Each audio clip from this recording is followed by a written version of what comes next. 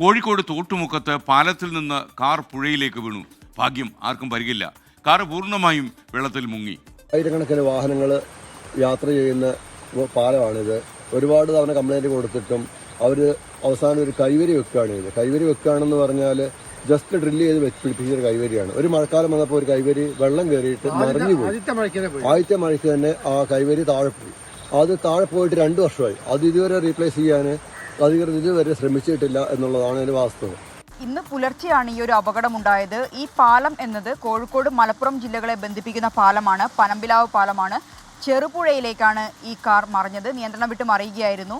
ആ പാലം നമുക്ക് കണ്ടാൽ തന്നെ അറിയാം, ഒരു ഭാഗത്ത് മാത്രമാണ് കൈവരിയുള്ളത്, മറുഭാഗത്ത് കൈവരിയില്ല. കൈവരിയില്ലാത്ത ഭാഗത്തു കൂടിയാണ് കാർ ഇത്തരത്തിൽ പുഴയിലേക്ക് വീണിട്ടുള്ളത്. കാർ പൂർണ്ണമായും വെള്ളത്തിൽ മുങ്ങിയ അവസ്ഥയിലാണ്.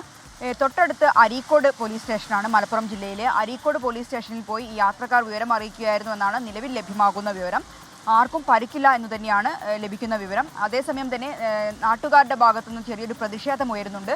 2 വർഷത്തിലധികമായി ആ പാലത്തിന് കൈവരിയില്ല. കൈവരി സ്ഥാപിക്കണമെന്നത് നിരന്തരം ഇവർ ആവശ്യപ്പെടുന്നതാണ്. സ്ഥിരമായി ഈ പുഴയിലേക്ക് വാഹനങ്ങൾ ഇത്തരത്തിൽ നിയന്ത്രണം വിട്ട് മറിയുന്ന ഒരു സാഹചര്യമുണ്ട്. അതുകൊണ്ട് തന്നെ ചെറിയൊരു പ്രതിഷേധം ഈ നാട്ടുകാരുടെ ഭാഗത്തുനിന്നും ഉയരുന്നുണ്ട്. നിയന്ത്രണം വിട്ടാണ് കാർ അപകടത്തിൽപ്പെട്ടത്. ഇന്ന് പുലർച്ചെയാണ് ഈ ഒരു സംഭവം. ഭാഗ്യമെന്ന് പറയട്ടെ, ആർക്കും പരിക്കില്ല എന്നാണ് നിലവിൽ ലഭ്യമാകുന്ന വിവരം.